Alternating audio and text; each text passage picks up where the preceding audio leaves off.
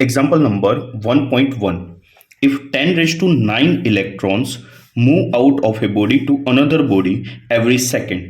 So यहाँ पर हमें कहा गया है कि एक ऑब्जेक्ट में से दूसरे ऑब्जेक्ट में इलेक्ट्रॉन क्या हो रहे हैं, ट्रांसफर हो रहे हैं.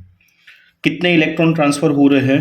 10 रेज टू 9 इलेक्ट्रॉन्स ट्रांसफर हो रहे हैं एवरी सेकेंड. मीन्स एक सेकेंड में एक ऑब्जेक्ट में से दूसरे ऑब्जेक्ट में 10 रेज टू 9 इलेक्ट्रॉन्स क्या हो रहे हैं, ट्रांसफर हो रहे हैं.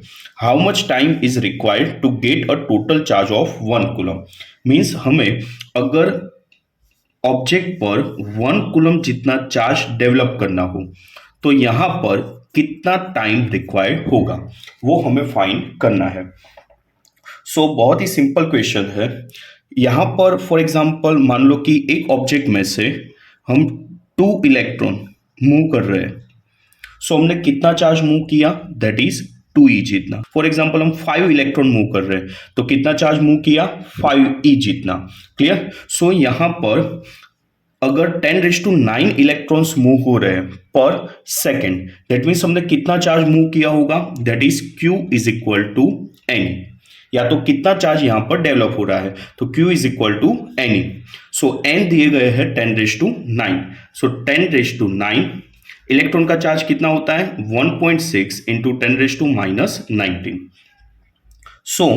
यहां पर कैलकुलेशन करोगे तो आंसर क्या आएगा, 1.6 into 10 raise to minus 10 coulomb.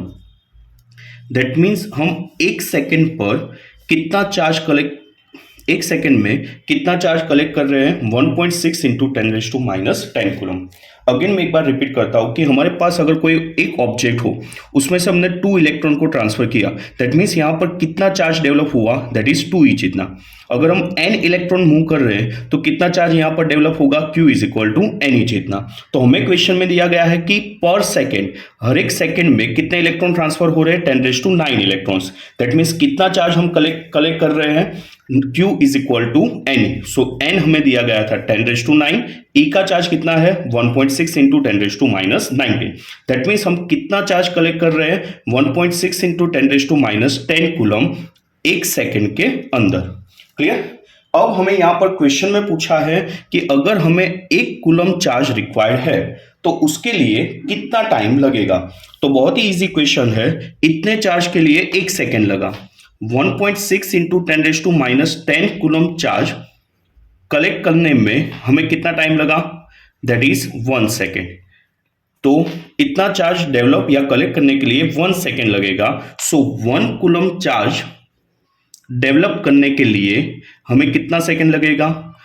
Time required to accumulate a charge of 1 coulomb, that is 1 into 1 divided by 1.6 into 10 raise to minus 19. इसको आप सॉल्व करोगे तो आपके पास आंसर कितना आएगा, that is 6.25 into 10 raise to 9 second. Clear. अब 1 year means कितनी second होती है, तो 1 ईयर के कितने डेज होते हैं, 365 डेज. 1 डे के आवर्स कितने होते हैं, 24 आवर्स.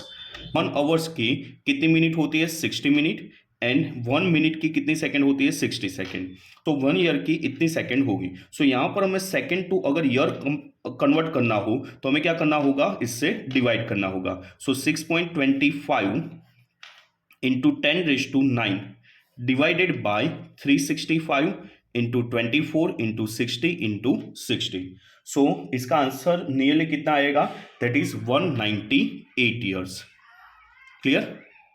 अगर कोई ऑब्जेक्ट में से 10 रेज टू 9 इलेक्ट्रॉन्स मूव कर रहे हैं पर सेकेंड, उस ऑब्जेक्ट पर 1 कूलम चार्ज डेवलप होने के लिए कितना टाइम लगेगा, दैट इज अराउंड 198 ईयर्स.